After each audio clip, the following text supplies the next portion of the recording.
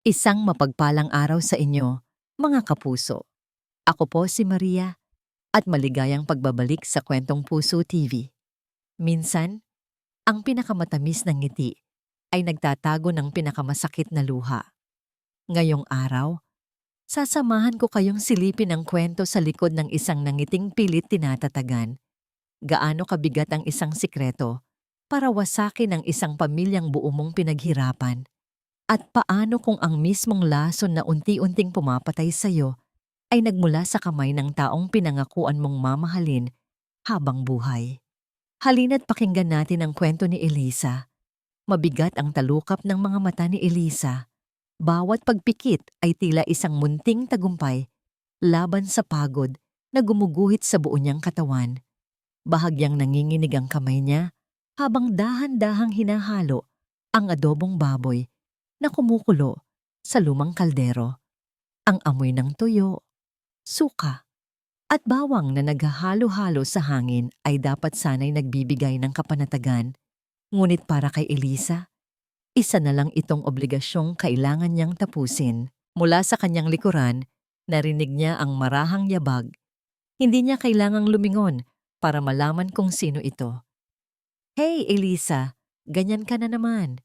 Ang boses ni Doña Carmen, ang kanyang biyenan, ay kasing talim ng kutsilyo. Parang libu-libong karayom ang biglang tumusok sa dibdib ni Elisa. Humigpit ang kapit niya sa sandok. "Mukha kang pagod palagi." Patuloy nito, habang nililibot ng tingin ang malinis na kusina, na para bang naghahanap ng kahit anong dumi na maipupuna. "Hindi ka ba marunong mag-alaga sa sarili mo?" Huminga ng malalim si Elisa. Bago humarap, pilit na pinapasibol ang isang maliit na ngiti sa kanyang mga labi. "Medyo marami lang pong ginawa sa karinderya kanina. Nay, pasensya na po." Umismid si Doña Carmen. "Palagi namang maraming ginagawa, pero kailangan mo pa ring maging presentable. Naaawa na ako sa anak ko. Pag-uwi galing trabaho, ganyan ang itsura mong madadatnan niya. Baka isipin pa niyang pinapabayaan mo siya." Hindi na nakasagot si Elisa. Gutsi, bawat salita ay parang batong bumabara sa kanyang lalamunan. Ano pa bang sasabihin niya? Na siya ang gumigising bago pa sumikat ang araw para mamalengke? Na maghapon siyang nakatayo sa init ng kalan sa kanilang karinderya? Na pag-uwi niya, aasikasuhin pa niya ang anak nilang si Maya at ang buong bahay? Naramdaman ni Elisa ang pangingilid ng kanyang mga luha. Yumuko siya at muling hinalo ang adobo. "Opo, Nay." Yun na lang ang naisagot niya. Narinig niya ang pagbuntong hininga ng biyenan bago ito tuluyang umalis. Nang maiwan siyang mag-isa, saka lang niya pinakawalan ang hiningang kanina pa niya pinipigilan. Biglang umikot ang kanyang paningin. Isang matinding kabog sa dibdib ang kanyang naramdaman, na para bang may pumipiga sa kanyang puso. Napakapit siya, nang mahigpit sa gilid ng lababo. Hinihingal. Ang pakiramdam na ito, pabalik-balik na naman. Nitong mga nakaraang linggo, palagi na lang siyang nahihilo, nanghihina. Akala niya ay dahil lang sa pagod. Pero iba ang isang ito. Mas malakas, mas nakakatakot. Dahan-dahan, itinuon niya ang kanyang nanginginig na tingin sa isang litrato na nakasabit sa pader. Ang litrato ng kasal nila ni Marco. Ang saya sa kanilang mga mata, ang tamis ng kanilang mga ngiti, tila nangyari sa isang malayong panaginip. "Marco, nasaan ka?" Bulong ng kanyang isip. "Mahal, I'm home!" Ang boses ni Marco mula sa sala ay pumutol sa kanyang pag-iisip. Agad niyang pinunasan ang namumuong luha sa gilid ng kanyang mata at inayos ang sarili. Pilit niyang pinatatag ang kanyang mga tuhod at sinalubong ito ng isang pagod na ngiti. "Hay mahal, kamusta ang araw mo?" tanong ni Eliza. Ngumiti si Marco, ngunit hindi umabot sa mga mata nito ang nangiti. Lumapit ito at hinalikan siya sa pisngi. Isang halik na malamig at mabilis. May inilapag itong isang maliit na supot na papel sa mesa ng kusina. "Ito, sabi ni Marco sa isang masiglang tono na tila pilit. Para sa'yo, mahal. Nakita ko lang kanina. Pampalakas daw yan. Ihalo mo sa adobo mo. Malayo sa amoy ng adobo at sa bigat ng atmosfera sa kusina ni Elisa, sa isang modernong condominium unit kung saan tanaw ang mga kumikinang na ilaw ng syudad, iba ang ihip ng hangin. Ang tunog ng dalawang wine glass na marahang nag-uumpugan ang tanging naririnig. Malamig ang hangin mula sa aircon at ang mamahaling pabango ni Clara ang nangingibabaw sa silid. Nakatayo si Marco sa harap ng malaking bintana, hawak ang kanyang kopita. Mula sa likod, isang pares ng makinis na braso ang yumakap sa kanyang baywang. Isinandal ni Clara ang kanyang baba sa balikat ni Marco. Ang kanyang mga pulang labi ay halos dumampi sa tainga nito. Naibigay mo ba? Mahinang bulong niya. Tumango si Marco, hindi lumilingon. Uminom siya mula sa wine glass. Oo naman, sabi ko pampalakas. Isang tawa, mahina at malandi, ang kumawala sa mga labi ni Clara. Inikot niya ang kanyang katawan para humarap kay Marco at maingat na inayos ang kwelyo ng polo nito. Good boy. See? Kaya mo naman pala eh. You just need a little push. Tinitigan ni Marco ang babae sa kanyang harapan. Si Clara. Maganda, bata, at puno ng ambisyon. Sa mga mata nito, nakikita ni Marco ang isang bersyon ng sarili niya na matagal na niyang gustong maging. Makapangyarihan, malaya, hindi isang anino lamang. Hindi ko lang maintindihan, Clara, sabi ni Marco, baka sa boses ang bahagyang pag-aalinlangan.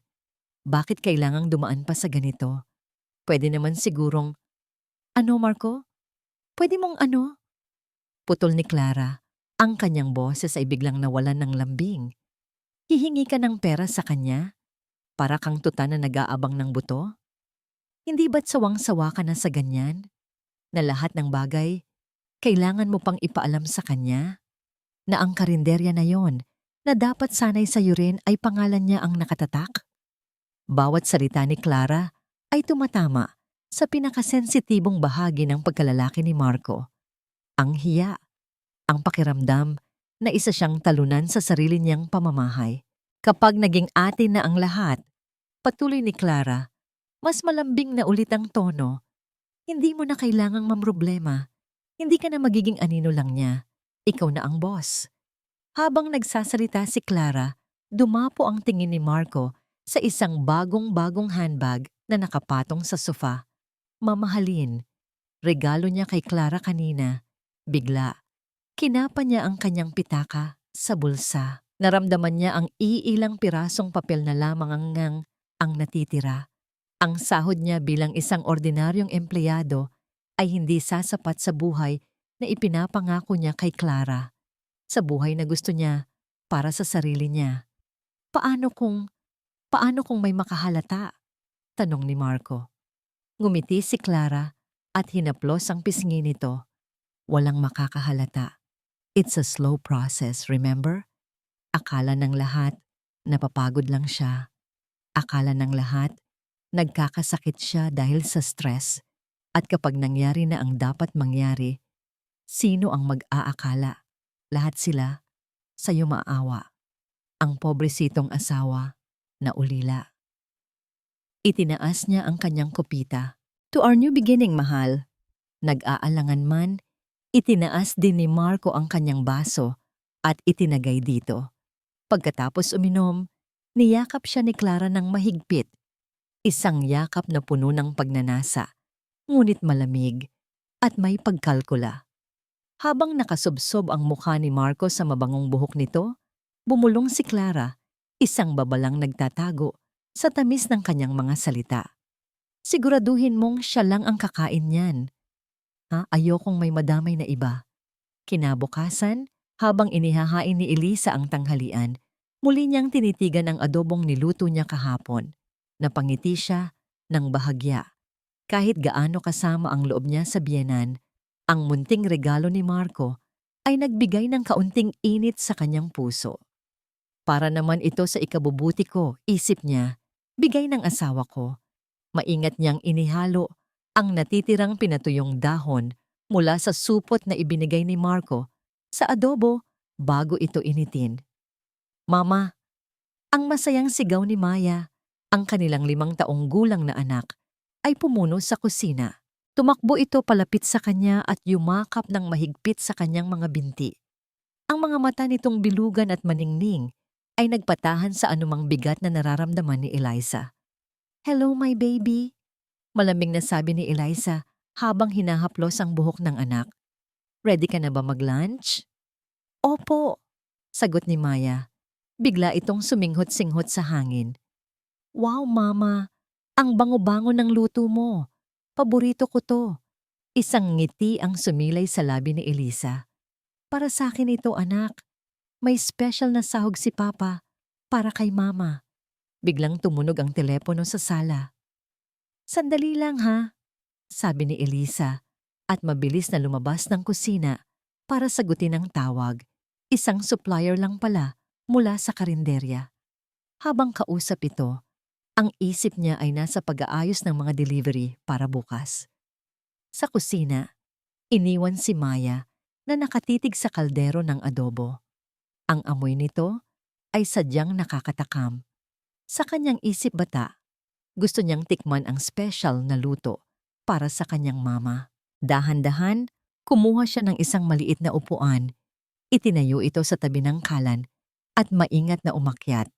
Gamit ang isang kutsarita, sumandok siya ng isang maliit na piraso ng karne at kaunting sarsa.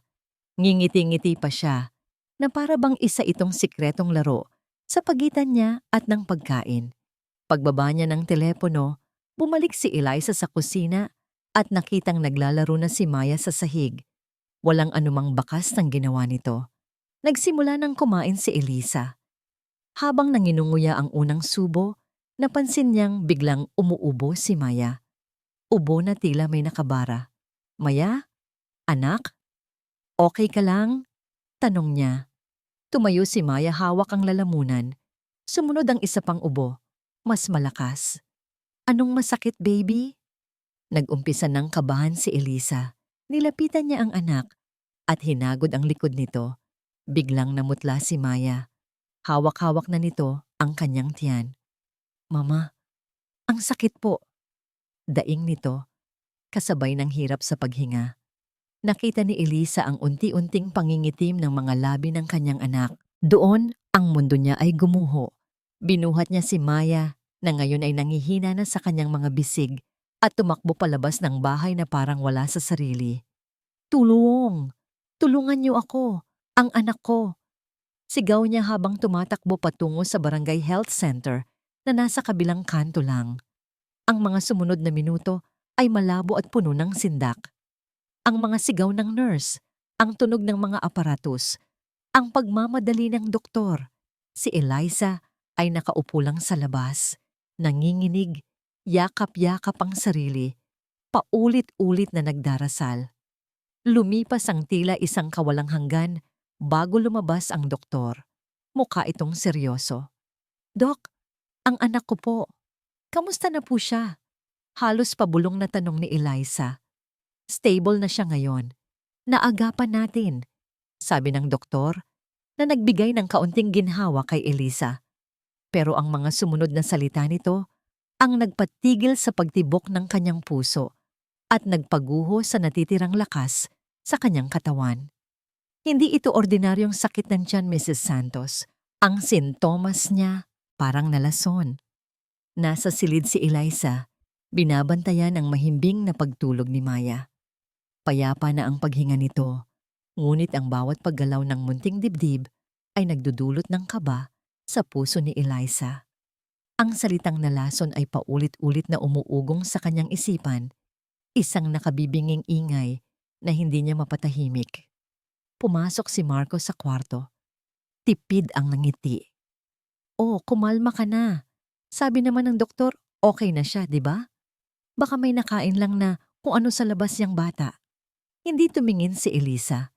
"Hindi lumalabas si Maya kanina, Marco. Nasa bahay lang kami." "Eh di baka sa kinain niya dito. Huwag mo nang masyadong isipin. sabi ni Marco, at marahang tinapik ang kanyang balikat bago lumabas. Ang kilos na dapat sana'y magbibigay aliw ay nag-iwan lamang ng higit na lamig. Ilang sandali pa, may kumatok sa kanilang pinto. Si Gabriel, ang kababata ni Elisa at kasalukuyang kagawad ng kanilang barangay. May dala itong isang bayong ng prutas. Elisa, bati niya, bakas sa kanyang mukha ang tunay na pag-aalala. Nabalitaan ko ang nangyari kay Maya. Kamusta na siya? Sa hindi maipaliwanag na dahilan, sa harap ni Gabriel, naramdaman ni Eliza na ligtas siyang maging mahina. Tumango lang siya, hindi makapagsalita, habang pinipigilan ang mga luhang nagbabadyang tumulo. Halika, maupo muna tayo, yaya ni Gabriel at iginiya siya sa sopa. Naupo ito sa tapat niya, hindi masyadong malapit, ngunit sapat na para maramdaman niya ang suporta nito. Anong sabi ng doktor? Tanong ni Gabriel sa mahinahong boses. Hinala niya, nalason daw. Halos pabulong na sagot ni Elisa. Nakita niya ang pagbabago sa mukha ni Gabriel. Hindi ito pagkabigla, kundi isang malalim na pag-iisip. Ano ba ang mga huling kinain niya bago siya nagkasakit? Tanong nito. Tapos konting sabaw ng sinigang mula kahapon. At saka yung adobo. Adobo? Oo, sabi ni Elisa. May nilagay akong pampalakas daw, isang klase ng herbal. Bigla siyang natigilan. Ang mga salita ay tila sumabit sa kanyang lalamunan. Tumingin sa kanya si Gabriel. Ang kanyang mga mata ay matiim at seryoso. Saan galing ang herbal na yon, Eliza? Hindi agad nakasagot si Eliza. Parang biglang may malamig na kamay na humaplos sa kanyang batok. Bigay ni Marco. Kagabi. Hindi kumibo si Gabriel, ngunit ang pananahimik niyang iyon ay mas malakas pa sa anumang sigaw. Sa katahimikang iyon, ang lahat ng piraso ay biglang nagkadugtong-dugtong sa isip ni Elisa. Ang kanyang palagiang pagkahilo, ang biglaang pagbibigay ni Marco ng pampalakas, ang pag-aakasakit ni Maya matapos makatikim nito. Nagsimulang manginig ang mga kamay ni Elisa. Hindi maaari. Bulong niya sa sarili. Sa pagmamadali niyang tumayo, nasagi niya ang isang platito sa mesa. Nahulog ito sa sahig at nabasag. Naku! Sigaw ni Elisa, lalong nataranta. Mula sa kusina, sumigaw si Marco. Ano ba yan? Mag-ingat ka naman. Ngunit si Gabriel walang imik na tumayo. Dahan-dahang lumuhod at isa-isang pinulot ang mga bubog. Ang simpleng kilos na yon, ang pagdamay sa gitna ng kalituhan, ang nagbigay ng lakas kay Elisa para harapin ang anino ng katotohanang unti-unting lumalamon sa kanya. Kinagabihan, pagkatapos umalis ni Gabriel, pilit na iwinaksi ni Elisa ang masasamang isipin. Nagkakataon lang ang lahat, pilit niyang kinukumbinsi ang sarili.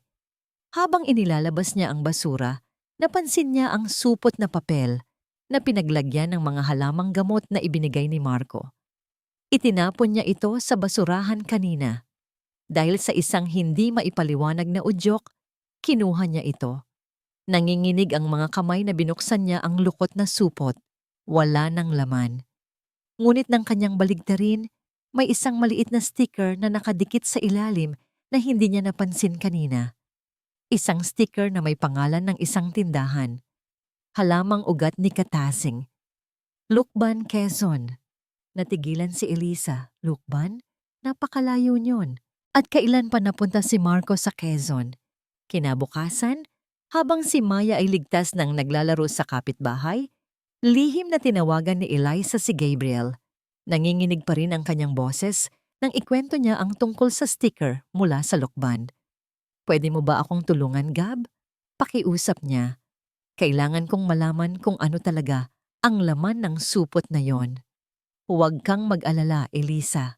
Ako na ang bahala. Mariing sagot ni Gabriel. May kakilala akong pulis doon. Magpapatulong ako. Ang importante ngayon, umakto kang normal. Huwag na huwag kang magpapahalata kay Marco.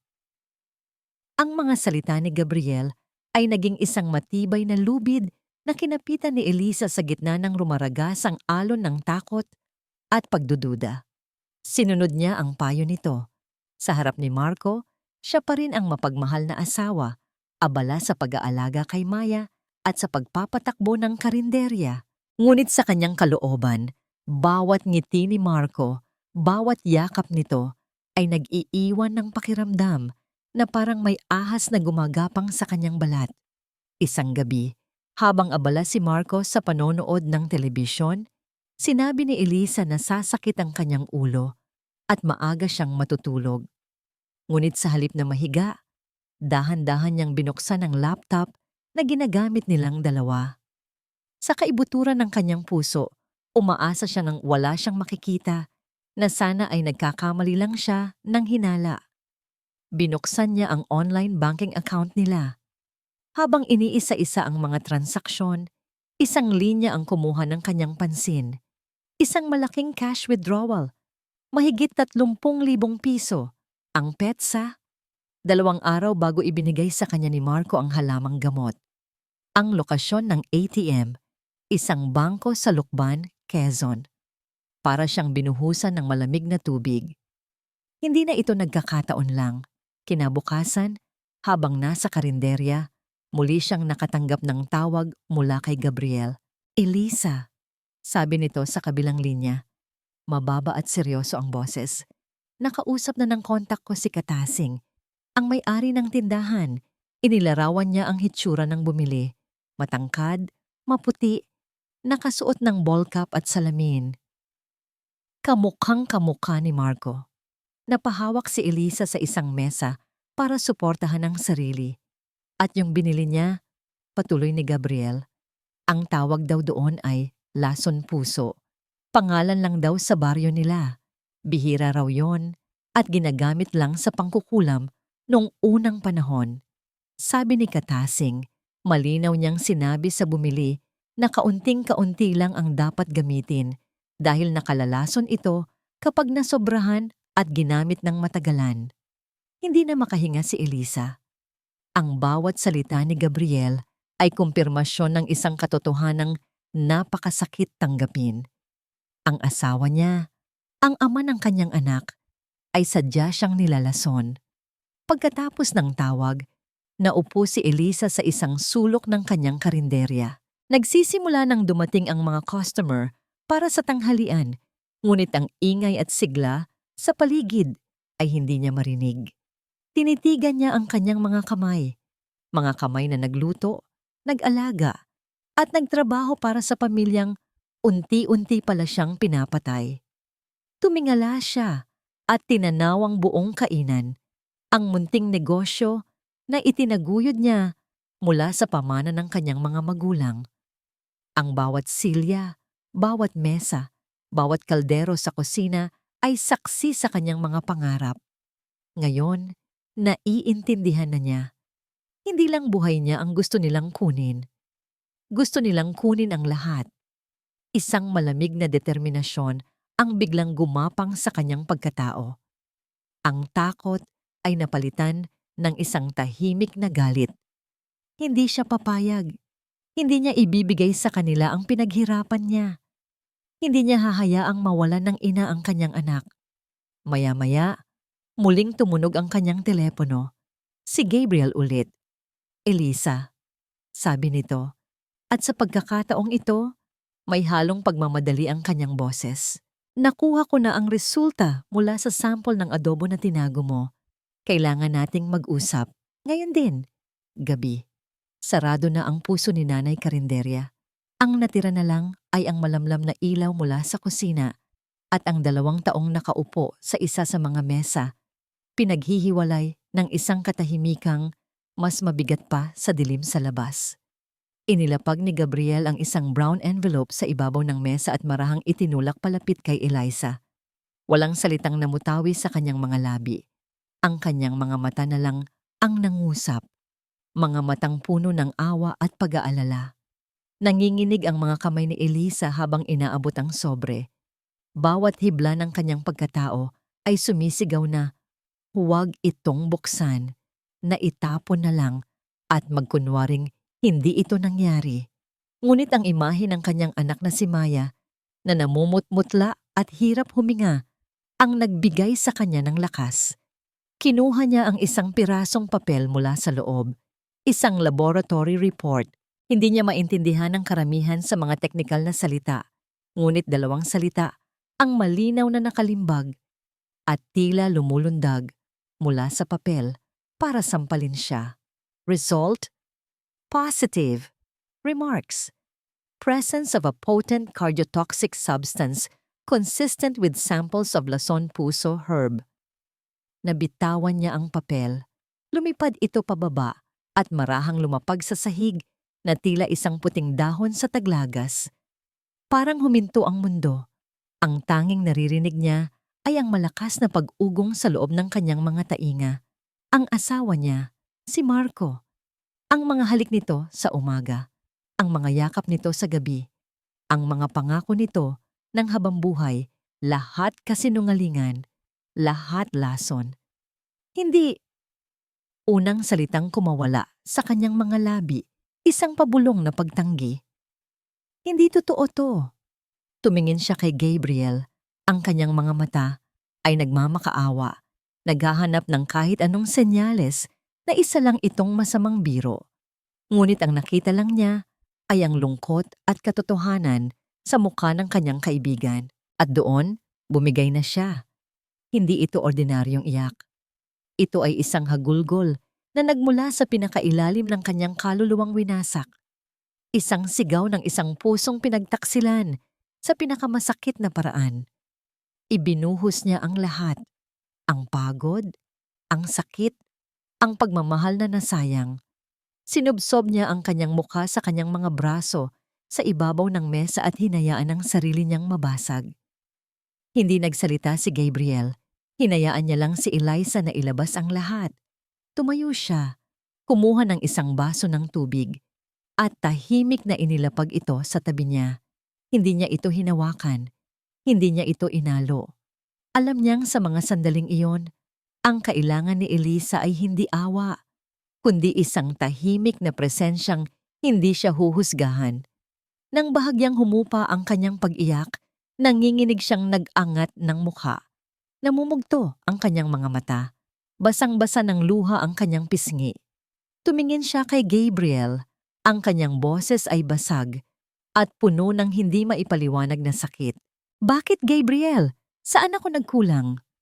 Pag-uwi ni Eliza sa bahay, para siyang isang kaluluwang naglalakad. Nadatnan niyang tulog na si Maya at nanonood pa rin ng TV si Marco. Ngumiti pa ito sa kanya. Okay ka na ba, mahal? Huwag ka nang mag-alala, ha? Hindi siya sumagot. Nagdiretso siya sa kanilang silid, nagkunwaring matutulog na. Humiga siya sa kama, nakatalikod sa pinto, at niyakap ng mahigpit ang unan, pilit na pinipigilan ang isa na namang bugso ng luha. Maya-maya, narinig niyang pumasok si Marco sa sala at may kausap ito sa telepono. Pamilyar ang boses nito, malambing, ngunit pabulong, na para bang may itinatagong sikreto.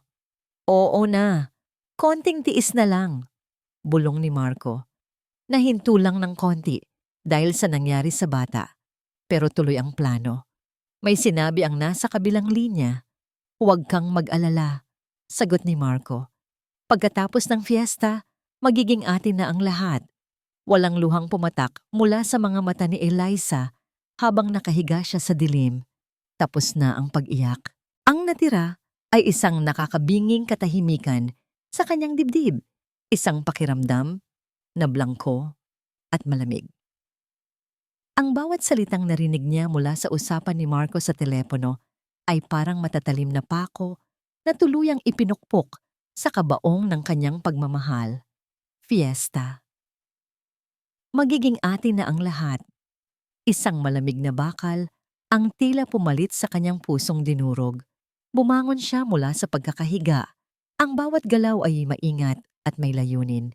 Dahan-dahan siyang lumakad patungo sa silid ni Maya. Pinagmasdan niya ang kanyang anak na mahimbing na natutulog. Ang inosenteng mukha nito ay payapa.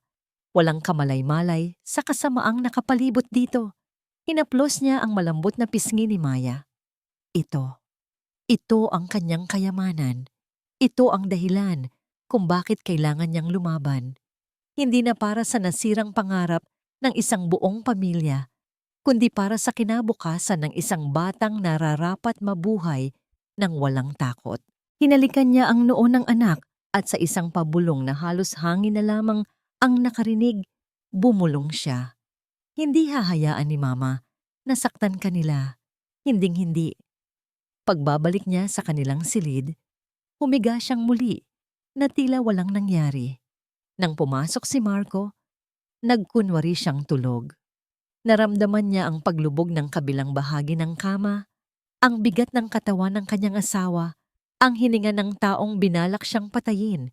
Ngunit wala ng takot, wala ng sakit. Ang tanging naroon ay ang lamig ng yelo. Kinabukasan, ibang Elisa ang gumising. Marco, mahinang tawag niya habang nag-aayos ito para pumasok sa trabaho. Masama pa rin ang pakiramdam ko. Pwede bang ikaw na muna ang maghatid kay Maya sa eskwela? Natigilan si Marco. Tinitigan niya si Elisa. Maputla, mukhang nanghihina. Ang mga mata ay walang kislap. Ito na. Umeepekto na.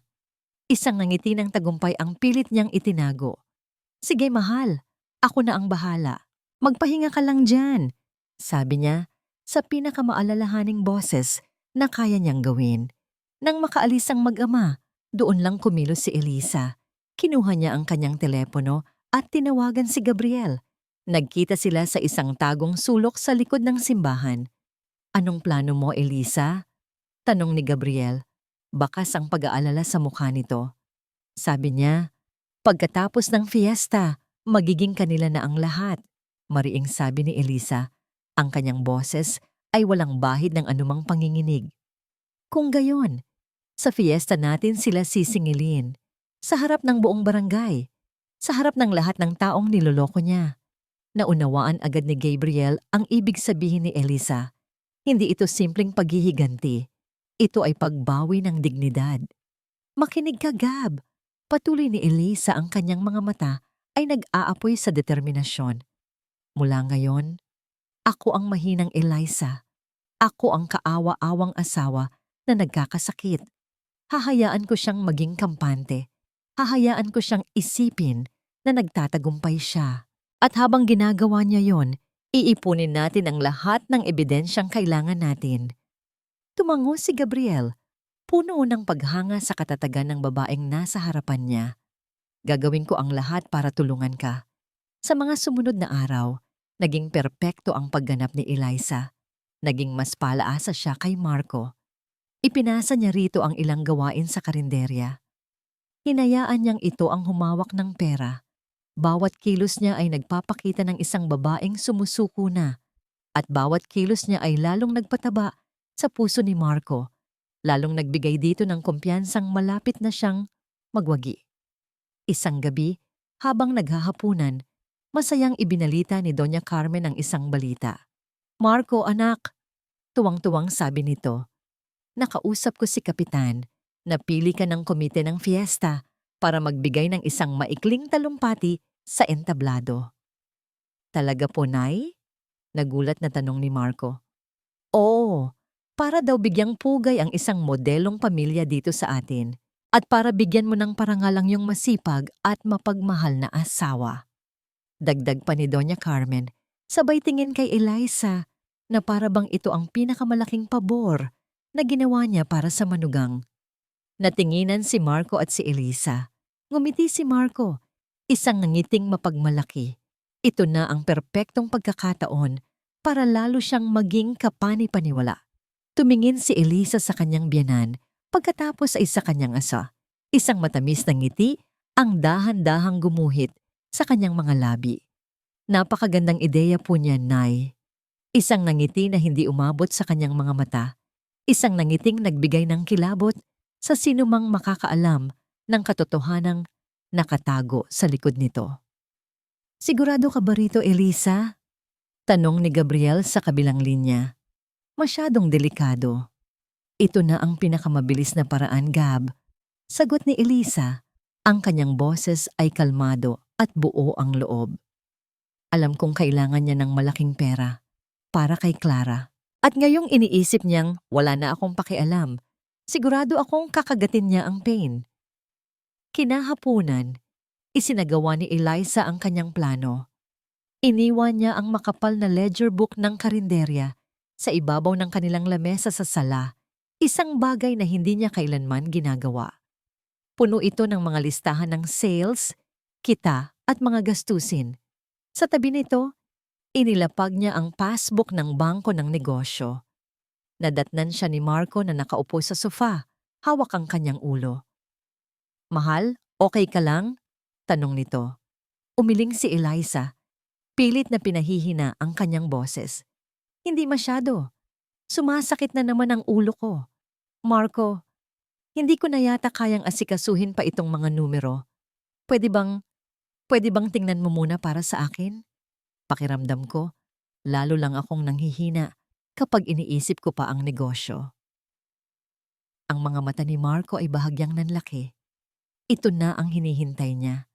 Ang tuluyang pagsuko ni Eliza. Ang paglilipat ng kontrol. "Siyempre, mahal," sabi niya. Pilit tinatago ang galak sa kanyang boses. "Huwag mo nang alalahanin yan. Magpahinga ka lang. Ako na ang bahala sa lahat." Pumasok si Elisa sa silid, ngunit hindi siya nahiga. Tahimik niyang binuksan ang kanyang laptop at pinanood ang live feed mula sa isang maliit na kamera na inilagay ni Gabriel kaninang umaga. Ang kamera ay nakatago sa isang palamuti sa bookshelf. Perpekto ang anggulo sa lamesa kung saan nakaupo ngayon si Marco. Nakita niya kung paanong masusing pinag-aralan ni Marco ang ledger. Nakita niya ang pananabik sa mukha nito habang tinitingnan ang mga numero sa passbook. Pagkatapos, kinuha nito ang sariling telepono at may tinipa. Nag-login ito sa online banking app. Ilang click lang at kitang-kita sa screen. Isang malaking halaga ang inilipat mula sa account ng karinderya patungo sa isang personal na account na hindi pamilyar kay Elisa. Nang matapos, mabilis na isinara ni Marco ang lahat. Ibinalik niya ang ledger at passbook sa eksaktong pwesto kung saan niya ito nakita. Pagkatapos ay tumayo siya, pumasok sa kanilang silid at marahang inilagay ang kanyang kamay sa balikat ni Elisa. "Magpahinga ka lang, ako na ang bahala," ulit niya. Kinailangan ni Elisa ang lahat ng kanyang lakas para hindi manginig sa ilalim ng paghaplos ng kamay na iyon. Ang kamay ng isang magnanakaw, ang kamay ng isang mamatay tao. Nang gabing iyon, matapos niyang isave ang video recording at ipadala ito kay Gabriel, tumunog ang kanyang telepono. Isang unregistered number. Nag-aalangan man, sinagot niya ito. "Hello?" Walang sumagot sa simula. Tanging ang marahang paghinga lang ang kanyang narinig. Akmang ibababa na niya ang telepono nang may isang babaeng bumulong. Ang boses ay garalgal at tila takot. "Mag-ingat ka sa asawa mo." Natigilan si Elisa. "Sino to?" At sa babae niya, patuloy ng boses. Pagkatapos noon, isang click. Ibinaba na ang telepono. Napaupo si Eliza sa gilid ng kama. Hawak ang telepono. Sino ang babaeng yon? Paano niya nalaman? Isa ba siyang kaaway o isang hindi inaasahang kakampi? Ang babala ay hindi na bago. Ngunit ang katotohanang may iba pang nakibapang nakakaalam ng sikreto ni Marco ay nagdagdag ng bagong patong ng misteryo at panganib sa sitwasyon. Nang gabing iyon, hindi mapakali si Elisa. Ang tawag na iyon ay nag-iwan ng higit na maraming tanong kaysa sagot. Ngunit isa lang ang malinaw. Ang bilog ng kasinungalingan ni Marco ay mas malaki at mas komplikado kaysa sa kanyang inaakala. At sa darating na fiesta, hindi lang siya ang hahatol. Tila may iba pang mga mata na nakamasid mula sa dilim. Ang bisperas ng fiesta. Sa labas, ang hangin ay puno ng buhay. Ang masasayang tugtugin mula sa mga sound system ng kapitbahay. ang halakhakan ng mga batang naglalaro sa kalye, ang amoy ng mga pagkaing inihahanda para sa salo-salo kinabukasan. Ang buong barangay ay nagdiriwang. Sa loob ng bahay ni Eliza, may ibang uri ng paghahanda. Walang bakas ng gulo sa kanyang kilos. Sa isang paraan na nakakakilabot, siya ay payapa. Maingat niyang inilabas mula sa aparador ang isang simpleng bestidang puti at ang paboritong damit ni Maya na may disenyong bulaklak. Ipinatong niya ang mga ito sa ibabaw ng kama, plansado at handa na para bukas. Pagkatapos, naupo siya sa sahig at binuksan ang isang lumang baul na kahoy sa ilalim ng kanyang kama. Ang baul ng kanyang mga magulang. Dahan-dahan, kinuha niya ang mga laman nito.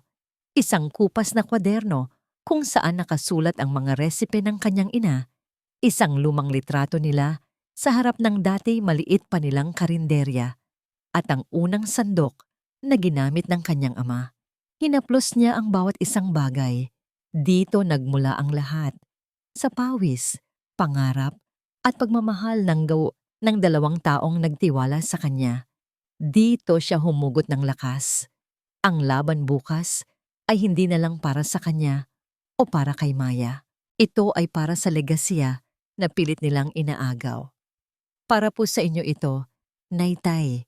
Hindi ko po hahayaang sirain nila ang lahat. Bulong niya sa hangin. Maya-maya, nag-vibrate ang kanyang telepono. Isang text mula kay Gabriel. Sa likod ng kapilya, ngayon na. Hindi na siya nag-atubili. Sinigurado niyang tulog na si Maya bago siya dahan-dahang lumabas. Sa ilalim ng liwanag ng buwan, naghihintay si Gabriel. Inabot nito sa kanya ang isang maliit na USB flash drive. Nandyan na lahat, Eliza, ang video, ang bank records, ang kopya ng lab result, at ang testimonya ni Katasing. Kinuha ito ni Eliza at mahigpit na hinawakan. Salamat, Gab. Hindi ko alam kung paano kita pasasalamatan. Huwag mo nang isipin yon, sabi ni Gabriel. Ang kanyang mga mata ay puno ng sinseridad. Ang isipin mo ay ang mangyayari bukas. Handa ka na ba talaga? Tumingin si Eliza sa malayo, sa mga makukulay na banderitas na sumasayaw sa hangin. Matagal na akong handa, Gab. Simula noong araw na muntik nang mawala sa akin si Maya. Walang nangahas na magsalita pa. Sa katahimikan, nagpaalam sila. Isang tango mula kay Gabriel, isang tango mula kay Eliza, isang kasunduan, isang pangako. Sa kabilang banda ng bayan, sa condominium unit ni Clara, ang champagne ay dumadaloy. To us, mahal. To our new life. Masayang sabi ni Clara. Itinaas ang kanyang baso. To us, sagot ni Marco nakangiti. Ang bigat sa kanyang dibdib sa mga nakaraang buwan ay tila naglaho na. Isang tulog na lang, Clara. Atin na ang puso ni nanay. Nagyakapan sila.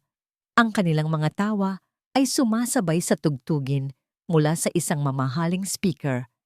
Para sa kanila, tapos na ang laban. Nanalo na sila. Pagbalik ni Eliza sa bahay, tahimik siyang humiga sa tabi ni Maya. Tinitigan niya ang kanyang telepono. Iniisip ang hindi kilalang babae na tumawag. Sino man siya, nagpapasalamat si Eliza. Isa iyong patunay na hindi siya nag-iisa sa paniniwalang kailangang lumabas ang katotohanan. Hinawakan niya ang kamay ng kanyang anak. Kinabukasan, bukas na ang araw ng paniningil. Biglang nag-ilaw ang screen ng kanyang telepono. Isang mensahe mula kay Gabriel. Binuksan niya ito. Iisang pangungusap lang ang nakasulat, ngunit ito na ang pinakamalakas na sandatang hawak niya. Handa na ang lahat. Bukas, malalaman ng buong barangay ang katotohanan. Ang araw ng fiesta. Ang liwanag ng araw ay masaya at maningning.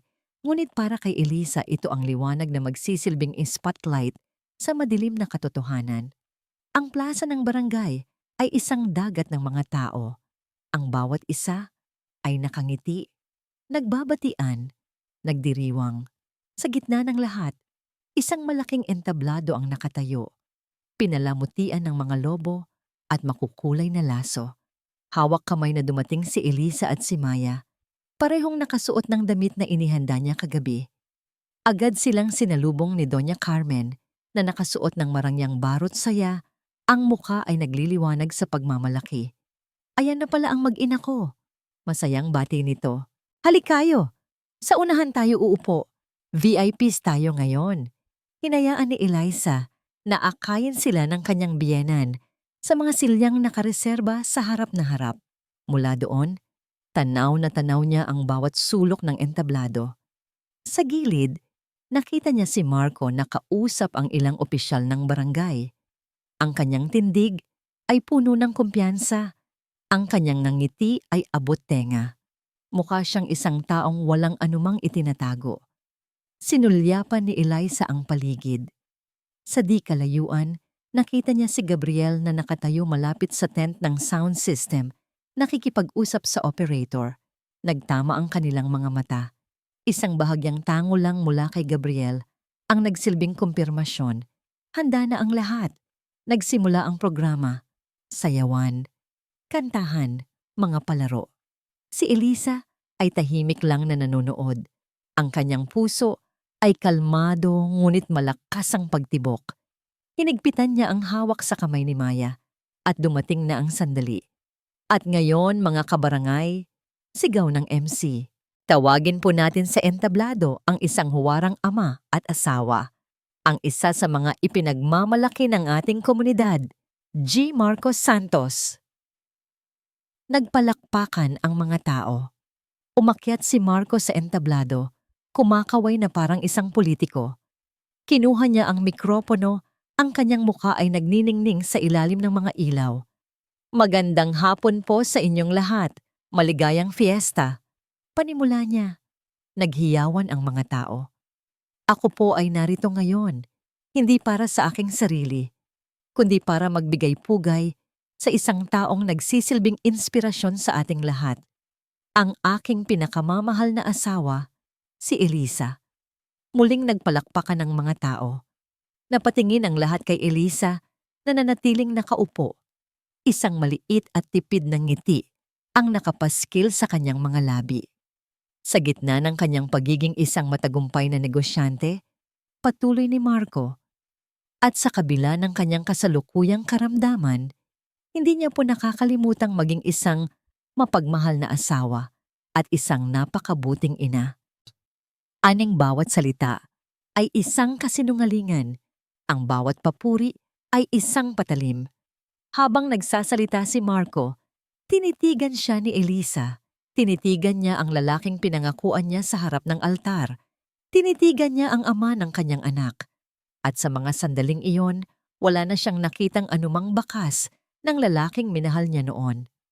Ang nakikita niya na lang ay isang estranghero. Isang halimaw na nagtatago sa ilalim ng pamilyar na balat. Mula sa gitna ng mga manonood, nakita ni Eliza ang isang pamilyar na mukha.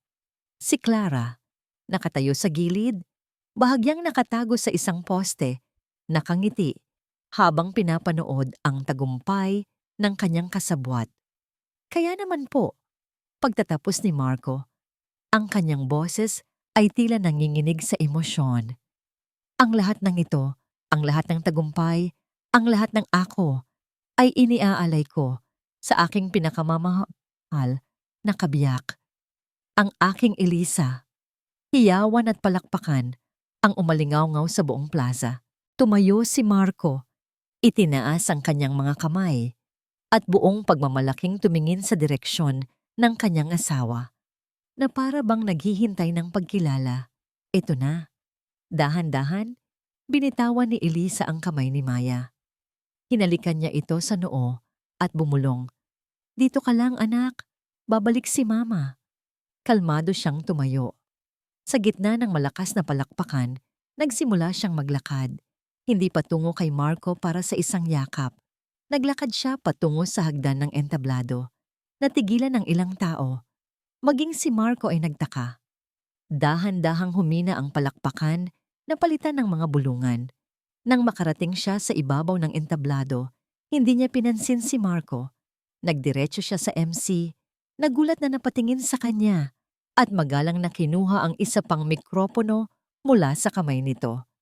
Isang nakabibinging katahimikan ang biglang bumalot sa buong plaza.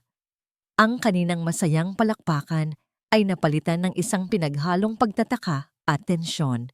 Lahat ng mata ay nakatuon kay Elisa, na ngayon ay nakatayo sa gitna ng entablado, hawak ang mikropono. Tumingin siya sa kanyang asawa. Si Marco, na kanina lang ay puno ng pagmamalaki, ngayon ay may bahid ng pagkalito at kaba sa mukha. "Mahal, anong ginagawa mo?" Pabulong na tanong nito. Ngumiti si Elisa. Isang ngangiting hindi kayang basahin ni Numan. Itinaas niya ang mikropono sa kanyang mga labi. "Salamat, Marco." Panimula niya. Ang kanyang boses ay malinaw at matatag. Umalingaw-ngaw sa bawat sulok ng plaza. "Salamat sa iyong napakatamis na mga salita." Nakahinga ng maluwag si Marco. Akala niya ay magpapasalamat lang ito. Totoo po ang sinabi niya. Patuloy ni Elisa. Ngayon ay ibinaling na ang tingin sa mga manonood. May karamdaman po ako nitong mga nakaraang buwan. Isang karamdaman na unti-unting kumukuha ng aking lakas. Nakita niya ang awa sa mga mukha ng kanyang mga kabarangay. Pero ang hindi po niya naikwento sa inyo, dagdag ni Eliza, at sa isang iglap, ang lambing sa kanyang boses ay napalitan ng lamig ng bakal, ay kung saan nagmula ang karamdaman kong ito. Natigilan si Marco. Nanlaki ang kanyang mga mata. Nagsimula po ang lahat sa isang adobo, ang paborito kong adobo. Nagsimulang magbulungan ang mga tao. Ano ang kinalaman ng adobo? Isang adobo na may espesyal na sahog. Isang halamang gamot na bigay daw niya para pampalakas. Tumingin si Elisa ng diretso sa mga mata ni Marco. Ang hindi niya alam, muntik nang makakain ang anak namin ng adobong yon. At dahil sa isang pirasong yon, ang anak ko ay nalason. Isang kolektibong paghinga ng pagkagulat ang narinig mula sa mga tao. Napahawak sa bibig si Doña Carmen, hindi makapaniwala. "Sinungaling!" Biglang sigaw ni Marco. Sinusubukang agawin ang mikropono, ngunit mabilis na humakbang paatras si Elisa. "Ako ba ang sinungaling, Marco?" Tanong ni Elisa. Ang kanyang boses ay lalong lumakas. "O ikaw, na nagpunta pa sa Lukban, Quezon, para bumili ng isang halamang gamot na tinatawag na lason puso?" Sa pagbanggit ng pangalan ng halaman, namutla si Marco na parang isang patay. Sa puntong iyon, isang malaking puting screen sa likod ng entablado na kanina lang ay nagpapakita ng logo ng fiesta ay biglang umilaw. Sa utos ni Gabriel, pinindot ng sound system operator ang play. Unang lumabas ang isang video, isang malinaw na kuha mula sa isang hidden camera. Naroon si Marco sa sala ng kanilang bahay, palihim na naglilipat ng malaking halaga mula sa account ng puso ni nanay patungo sa ibang account. Nagsigawan ang mga tao. "Magnanakaw!"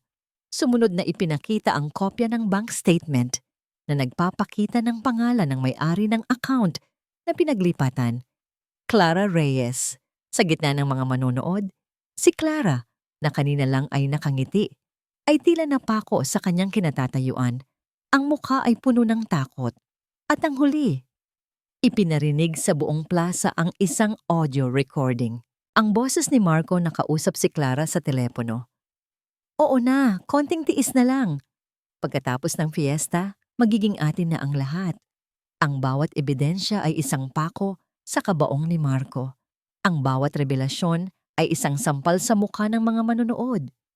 Tumayo si Elisa sa gitna ng entablado, sa gitna ng kaguluhan, matatag na parang isang bato. Itinuro niya ang kanyang nanginginig na asawa. "Iyan po ang tunay na kwento." Sigaw niya. Ang boses ay basag na sa pinaghalong galit at sakit. "Iyan po ang asawang gusto akong patayin para makuha ang aking pinaghirapan. Iyan po ang ama na halos mapatay ang sarili niyang anak." Tumingin siya sa kanyang biyena na si Doña Carmen, na ngayon ay napahagulgol na sa kanyang upuan. "Ito po ang totoong kwento, Nay. Ito po ang ginawa ng anak ninyo sa akin at sa apo ninyo. Nagkagulo na ang mga tao. Puno ng galit, sinugod nila ang entablado. Si Clara, sa kanyang pagtatangkang tumakas, ay hinarang ng ibang mga babae. Walang hiya ka? Kabit! Sigaw nila. Si Marco ay nakatayo pa rin sa entablado, hindi makagalaw, hindi makapagsalita. Ang muka ay larawan ng pagkatalo at kahihiyan. Sa gitna ng lahat ng iyon, umakyat si Gabriel sa entablado, kasama ang dalawang barangay tanod. Lumapit sila kay Marco. Hindi na kailangan ng salita. Alam na niya. Ito ang hatol. Hindi lang mula sa batas, kundi mula sa bayan. Ang hiya. Ang kahihiyang habambuhay niyang dadalhin, mas mabigat pa sa kahit anong sentensya ng kulungan. Lumipas ang ilang linggo. Ang ingay ng fiesta at ang iskandalong sumabog sa entablado nito ay unti-unti nang humupa, ngunit ang mga epekto nito ay nanatili. Si Marco at Clara ay kapwa humaharap sa kasong isinampa ni Elisa. Nakakulong, naghihintay ng kanilang paglilitis. Ang balita ay kumalat na parang apoy, hindi lang sa kanilang barangay, kundi pati na rin sa mga karatig bayan. Sila ang naging usap-usapan, isang kwentong bayan tungkol sa kasakiman at kataksilan. Si Doña Carmen naman, kinain ng matinding hiya. Hindi nito magawang lumabas ng bahay at harapin ang mga tingin ng kapitbahay na puno ng paghusga at pagkutya. Isang araw, walang paalam, nag-impake ito ng mga gamit at umuwi sa kanilang probinsya. Dala ang bigat ng kasalanan ng kanyang anak at ng sarili niyang pagkabulag. Ang puso ni Nanay Carinderia ay muling nagbukas. Noong unang araw, kinakabahan si Elisa. Inaasahan niyang bababa ang kanilang benta, naiiwasan sila ng mga tao. Ngunit ang nangyari ay ang kabaligtaran. Dagsaan ng mga customer, ngunit hindi lang sila basta customer. Ang bawat isa ay may dalang salita ng suporta. Mabutit na lagpasan mo yon, Elisa. Hanga kami sa tapang mo. Huwag kang mag-alala. Nandito lang kami. Ang karinderya ay naging higit pa sa isang kainan. Ito ay naging simbolo ng katatagan ni Eliza. Ang bawat pagkaing inihahain niya ay patunay na kahit anong pait ang ihain ng buhay, kaya pa ring bumangon at magpatuloy. Si Gabriel ay naging palagi ang bisita. Hindi na lang bilang isang kagawad na tumutulong, kundi bilang isang kaibigan na laging nandyan. Minsan, tutulong siyang magbuhat ng mga sako ng bigas. Minsan makikipaglaro lang siya kay Maya, walang pilitan, walang inaasahang kapalit. Ang kanyang presensya ay isang tahimik na pangako ng kapanatagan. Isang hapon, habang abala si Elisa sa pagpupunas ng mga mesa at malapit nang magsara, dumating si Gabriel. "Gab, napadaan ka!" Bati ni Elisa, isang tunay na ngiti na ang gumuguhit sa kanyang mga labi. Malapit na kasing mag-dinner, biro ni Gabriel. Biglang tumakbo si Maya mula sa loob at masayang yumakap sa binti ni Gabriel. Tumingala ito sa kanya, ang mga mata ay maningning. "Tito Gabe, aadobo daw po tayo," sabi ni Mama. Natigilan si Eliza at Gabriel. Tumingin sila sa isa't isa. Ang adobo. Ang pagkaing naging simbolo ng lason at takot. Ngumiti si Eliza. Isang ngiting malaya at magaan. "Oo, anak. Ituturo sa akin ni Tito Gabe ang recipe ng lola niya para may bago naman tayong paborito." Ang simpleng pangungusap na yon ay isang deklarasyon. Isang pagbabago ng kahulugan. Hindi na niya hahayaang ang isang masamang alaala ang magdikta sa kanya. Gagawa siya ng mga bago. Naiwan silang dalawa para magligpit. Habang nagpupunas si Elisa ng huling mesa, lumapit si Gabriel. May pag-aalinlangan sa kanyang mukha. "Elisa," panimula niya, ang kanyang boses ay bahagyang nag-aalangan. Kung handa ka na, gusto ko sanang..." Hindi niya natapos ang kanyang sasabihin. Dahan-dahang lumingon si Elisa. Tinitigan niya ang lalaking nanatili sa kanyang tabi sa pinakamadilim na kabanata ng kanyang buhay. Ang lalaking hindi siya sinukuan, Hindi siya nagsalita. Ngumiti lang siya. Hindi ito ang ngiting pilit o ang ngiting malamig na ginamit niyang panangga. Ito ay isang ngiting totoo. Isang ngiting nagmumula sa isang pusong nasugatan. Ngunit ngayon ay unti-unti nang naghihilom. Isang ngiting puno ng pasasalamat. At sa kauna-unahang pagkakataon, pagkatapos ng lahat, puno ng pag-asa. Lumipas ang 6 na buwan. Ang hangin ay nagbabadya na ng Kapaskuhan. Ang mga parol ay nagsisimula ng isabit sa mga bintana. At ang simoy ng gabi ay may dalang lamig at pangako ng mga bagong simula. Sa loob ng puso ni Nanay, mas abala kaysa dati. Ngunit ang sigla ngayon ay iba. Ito ay mas payapa, mas masaya. Nakatayo si Eliza sa likod ng counter, pinapanood si Maya na maingat na naglalagay ng mga dahon ng laurel sa isang malaking mangkok. Sa tabi nila, si Gabriel na nakasuot ng apron ay matiyagang naghihiwa ng bawang.